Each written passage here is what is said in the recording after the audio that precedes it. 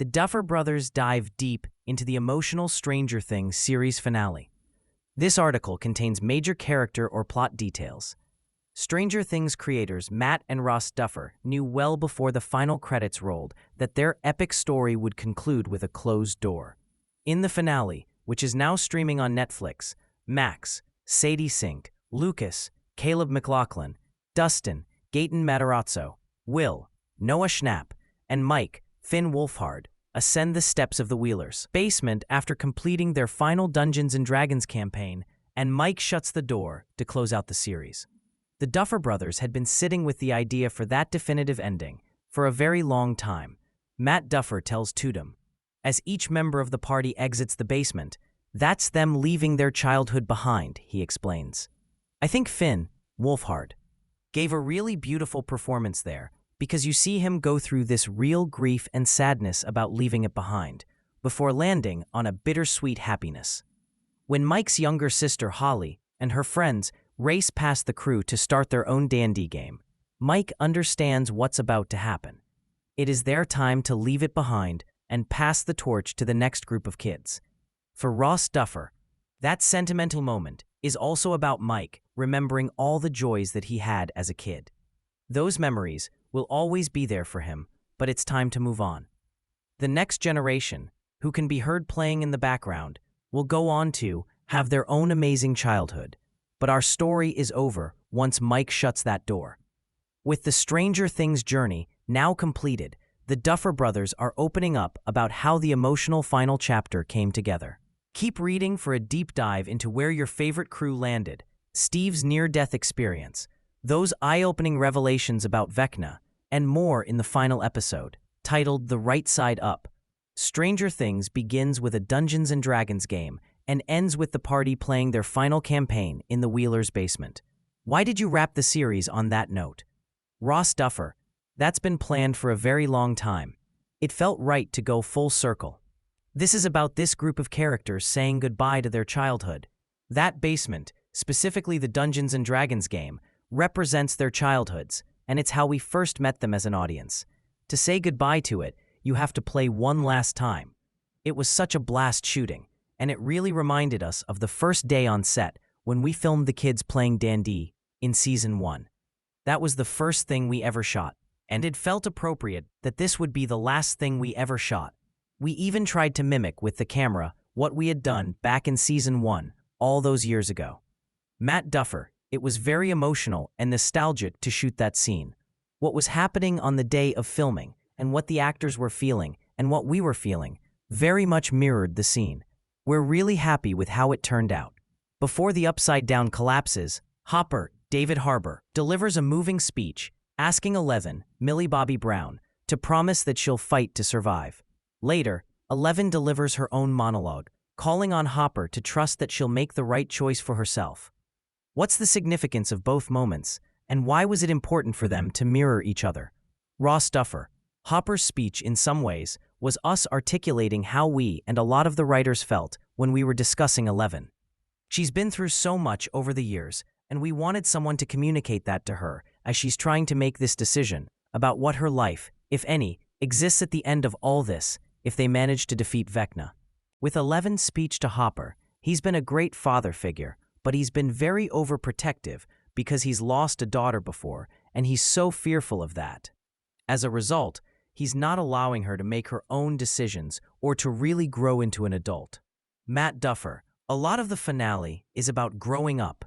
It's the end of a long coming-of-age story, and part of coming of age is leaving your parents and making your own decisions. That's the moment where Eleven reaches that point, and Hopper realizes he does have to let go. During the party's final D&D campaign, Mike tells the story of Eleven possibly escaping the Upside Down and moving to a small village. Why did you leave her ending ambiguous? Matt Duffer, what we wanted to do was confront the reality of what her situation was after all of this, and how could she live a normal life? These are the questions that we've been posing this season that Hopper just doesn't even want to think or talk about. Mike's obviously talked about it a lot, but it's sort of this fantasy version that would never work. There are two roads that Eleven could take. There's this darker, more pessimistic one, or the optimistic, hopeful one. Mike is the optimist of the group and has chosen to believe in that story. Ross Duffer. There was never a version of the story where 11 was hanging out with the gang at the end. For us and our writers, we didn't want to take her powers away. She represents magic in a lot of ways, and the magic of childhood. For our characters to move on, and for the story of Hawkins and the Upside Down to come to a close, 11 had to go away. We thought it would be beautiful if our characters continued to believe in that happier ending, even if we didn't give them a clear answer to whether that's true or not. The fact that they're believing in it, we just thought it was such a better way to end the story and a better way to represent the closure of this journey and their journey from children to adults. Matt Duffer. And the reality is, if 11 is out there, the most that they could hope for is a belief that it's true, because they can't be in contact with her. Everything falls apart if that were the case. So if that's the narrative, this is really the best way to keep her alive. And it's about Mike and everyone finding a way to move past what's happened. Let's talk through the kids' endings. Mike becomes a writer. Dustin goes to college, but still finds time for adventures with Steve, Joe Keery. Max and Lucas settle down together, and Will finds acceptance elsewhere. Walk me through the choices for each of these characters. Ross Duffer. There were discussions with ourselves, and also with the other actors, and everyone had very specific ideas of where their characters would end up. We wanted them to continue the journeys that they had all started. So of course, Dustin's going to continue seeking knowledge. But we wanted to show that bromance is going strong with Steve because they had a bumpy season 5. Matt Duffer. Mike's a storyteller, so to us, it makes sense that he would continue to tell stories. And with Will, we like the idea of him going to a bigger city where he would be more accepted in a situation like that. We wanted each of the characters to find happiness, but in their own specific ways. And Max and Lucas settling together. Ross Duffer. They had a movie date that had been planned for a very long time, so it was nice to finally get to see them go to that film. Matt Duffer. And they're watching Ghost. Ross Duffer. We don't show it. Matt Duffer. We filmed it. It was a very romantic scene from Ghost, but then it just kind of took away from their own moment. But that is the movie they're seeing. Hopper and Joyce, Winona Ryder, finally have their date at Enzo's, where Hopper proposes and they plan to move to Montauk. Why did you end their story that way? Matt Duffer. We knew they had to have their final date at Enzo's. That final scene with them had been planned for quite some time. It's very difficult what Hopper went through, especially with 11, and we liked the idea of him and Joyce having an opportunity to start a new chapter in their lives. David Harbour liked the idea of sort of a Dickensian ending for those characters. More than I would say is typical. We really talked a lot with all the actors to make sure they were content with where their characters ended up. That was important to us. Ross Duffer. And of course, we did the Montauk shout-out where Hopper has a job offer because the show was originally going to be set in Montauk. It felt like a nice little wink to the superfans of the show who were aware of that nugget. Moving on to the teens, Steve becomes a Little League coach with Derek, Jake Connolly. As his catcher, Nancy, Natalia Dyer, drops out of Emerson College and takes a job at the Herald in Boston. Robin, Maya Hawke, attends Smith College, and Jonathan, Charlie Heaton, is a filmmaker at NYU working on an anti-capitalist cannibal movie. Why did you decide on these endings for these characters? Matt Duffer. It just felt very organic to us. It always made sense to us that Steve would choose to stay in Hawkins. He just feels like that kid that you grew up with, that ends up staying in their hometown, and that he would be working with kids. That's something we've discovered he's very good at. We like the idea that he would be teaching and coaching. He doesn't have kids of his own, but as we have implied, that's imminent, I think. Ross Duffer. And then for Nancy, we never want her to take the obvious path. Even in Season 1, when she's going down the trajectory that all these suburban girls go down, Nancy obviously has proven to be much more independent than that, which is one reason she and Jonathan aren't together at the end. She's still trying to find herself and what she wants from the world, so that's why we wanted to give her that ending. For Robin, Smith College was Maya's suggestion, and then Jonathan at NYU. We set up that he's been wanting to go to NYU for a very long time. That's all the way back to season 1. So it made us happy to see him finally realize his dream. Matt Duffer. The teens had called us the day before we were going to shoot that scene. I think Charlie, in particular, wanted some more specifics about what he was doing at NYU, so we all worked together to cook up this movie idea. Even on that day, we kept elaborating on what this movie is. The movie we made at film school in college was not an anti-capitalist movie, but it was a cannibal movie about a shape-shifting cannibal, so that was the idea behind that. Heading into the final battle, Steve slips off the radio tower and almost dies. Why was it important to include that moment, and why is Jonathan the one to save him? Matt Duffer. It wasn't designed to torture fans who are terrified that Steve is gonna die. I've never really understood why they're so worried about Steve dying. Really, it was about him and Jonathan coming together, and that's why that moment is in there.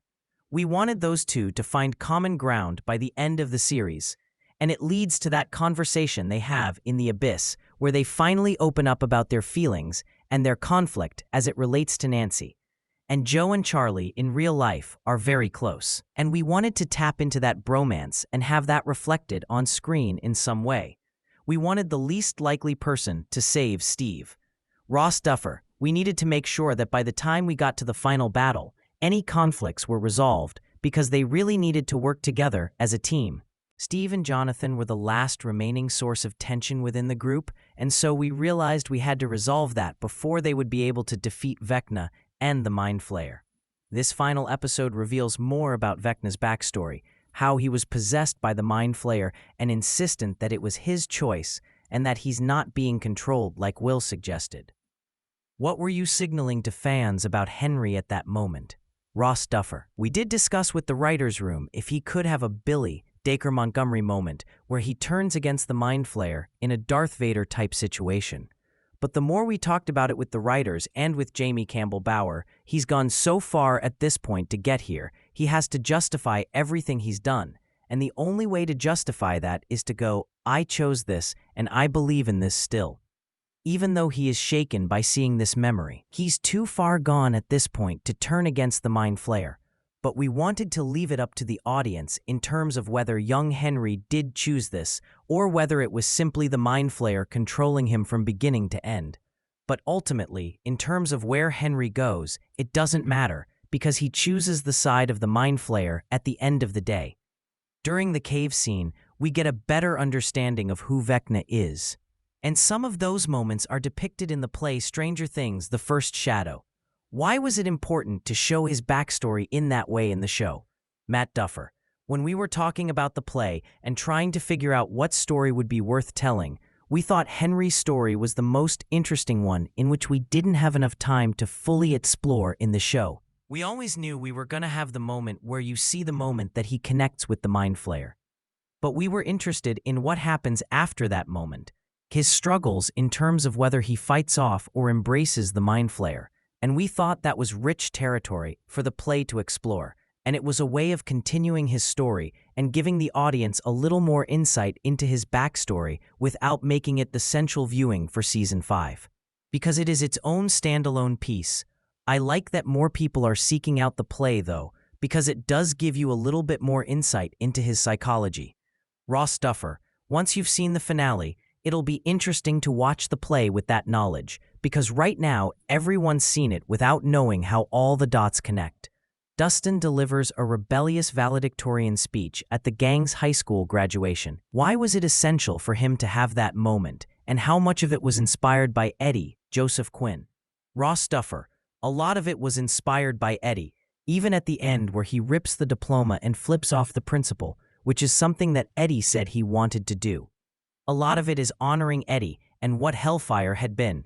A lot of what Hellfire represents and a lot of what Dustin's talking about is one of the major themes of the show, which is that this is a story about outsiders and outcasts. It's about banding together and embracing your otherness to defeat the evils of this world.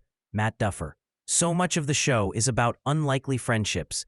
Nothing illustrates that more than Dustin's friendship with Steve. Much of what we were trying to do with the show, and with so many of the characters, were to take these tropes and flip them on their heads. With Steve, you think he's just a douchebag jock, and you learn that he has a real heart. Everyone has these assumptions of who Eddie is, all of which are proved to be wrong.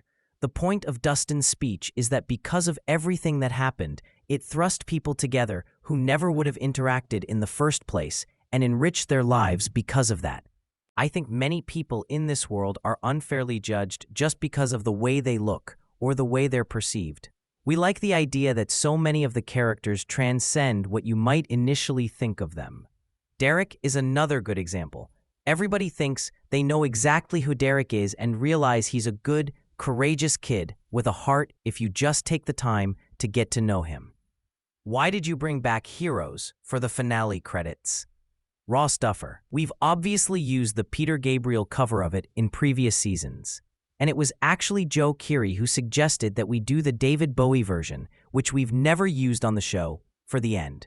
Once Joe said that, we immediately knew that was the right song to end the show on, because it is, in some ways, an anthem for Stranger Things. But to use the original Bowie version just felt right and fitting for the conclusion. Where do you think Erica, Priya Ferguson, Murray, Brett Gelman, and Mr. Clark, Randy Havens, end up? Matt Duffer. I do like that Murray and Mr. Clark have bonded, but I think Murray's doing his own weird stuff, and Mr. Clark is likely still teaching. I think at his heart he loves educating kids. Ross Duffer. Obviously, no one's concerned about Erica. She can take care of herself. She's got to go through high school now, but she's just so tough. Matt Duffer. She's absolutely going to be valedictorian. That is for sure.